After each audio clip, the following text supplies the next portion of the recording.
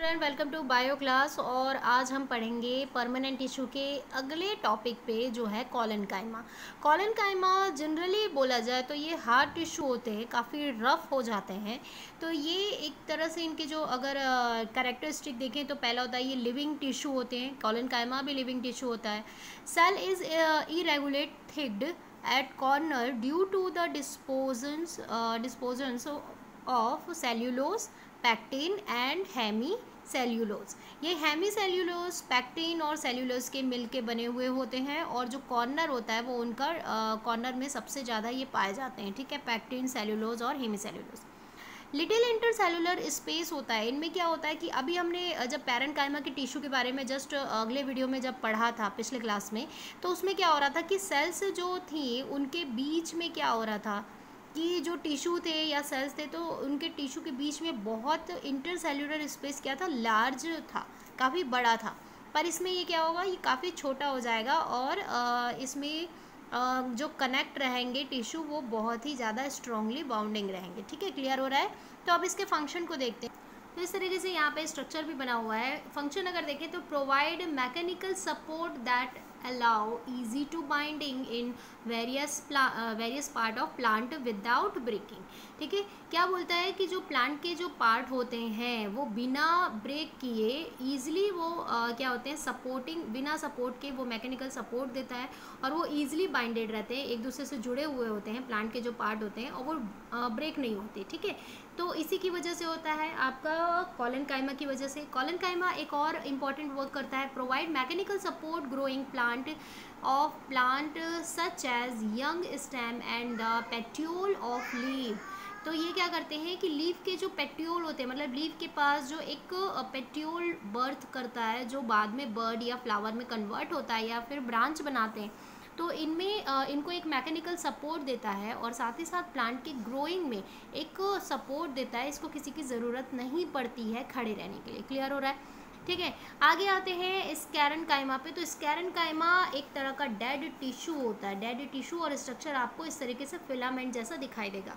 ठीक है, तो सेल वॉल जो होंगे वो काफ़ी थिक्ड हो जाते हैं, मतलब कि इनकी जो मोटाई होती है वो बहुत ज़्यादा हो जाती है। साथ ही साथ इसमें डिस्पोजन और लेजिनिन होता है। तो इनके जो किनारे में जो लेजिनिन प्रोटीन की वजह से ये बहुत ज़्यादा मोटे हो जाते हैं। ठीक है, और रफ होते हैं। फंक्शन इनके बोले तो provides strength to the plant, plant को एक स्ट्रेंथ देते हैं। ठीक है, और साथ ही साथ make plant hard and stiff. तो ये बहुत प्लांट क्या हो जाते हैं, हार्ड हो जाते हैं। जैसे आपने ट्री के सरफेस को देखा होगा। ठीक है, स्टेम सरफेस को, जो प्राइमरी सरफेस रहता है वो काफ़ी थिक्ड होता है। ठीक है, और हार्ड और रफ होता है। तो ये स्कैरेनकाइमा के लेयर होते हैं। क्लियर हो रहा है यहाँ पर। अब स्कैरेनकाइमा जो प्रेजेंट होते हैं, स्कैरेनकाइमा में टू टाइप्स प्रेजेंट, मतलब इस प्लांट में क्या होते हैं, टू टाइप्स के स्कैरेनकाइमा टिश्यू के बंडल या फिर बंचेस दिखाई देते हैं। पहला तो होता है कि फाइबर स्कैरेनकाइमा और सेकंड होता है स्टेरॉइड्स स्कैरेनकाइमा। ठीक है, सॉरी ये इस डी नहीं है, ये सी है ना, स्कैरेलाडाइस स्कैरेनकाइमा। ठीक है, तो ये क्या होता है कि फाइबर, मतलब जो अभी आप फिलामेंट में स्ट्रक्चर देखें जस्ट प्रीवियस मतलब पेज पर, और अभी इस तरीके से आपका स्कैरोलाइट्स इस तरीके से गोल रहेगा। जैसे आपने ट्री के जब वुड को जब आप काटते हो तो इस तरीके के आपको स्ट्रक्चर दिखाई देते हैं। ये थिक वॉल होते हैं, ये लेम्यून होता है। ठीक है, ये यहाँ पे जो ये सर्कल्स फॉर्म करते हैं और इसी सर्कल्स, इसी रिंग से हम ट्री के क्या करते हैं, एज को आइडेंटिफाई करते हैं। अगर एक सर्कल बनने में 100 साल लगते हैं, 10 साल लगते हैं, या 100 ईयर्स लगते हैं, तो उससे हमको पता चल जाता है कि ये कितना पुराना ट्री है।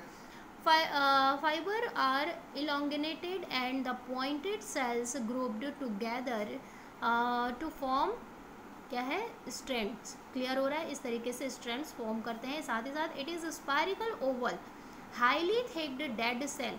ये आपने ट्री में देखा होगा इस तरीके से, एक ये ऐसे ऐसे बनता है ना। ये जो स्पायरिकल, ये गोल एक तरह का ओव्यूल टाइप का एक हाईली डेड सेल से एक लेयर बनता है और इसी को हम काउंट करते हैं. It is also occur inside coat of legumes and the leaf of T.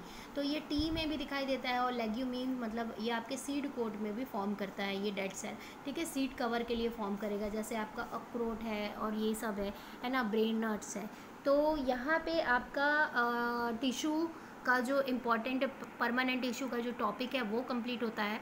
ठीक है, तो इसको आप बुक से एक बार नोट्स बनाने की कोशिश करो. मैं नोट्स आपको पिक सेंड कर देती हूँ. अगर वीडियो में आपको क्लियर ब्लर दिखाई दे रहा होगा, क्लियर नहीं दिखाई दे रहा है, तो इसके आगे फिर हम पढ़ेंगे इनके इम्पॉर्टेंट और इनके इकोनॉमिकल इम्पोर्टेंस को, जो बहुत ही ज़्यादा आपके एग्ज़ाम में पूछा जाता है.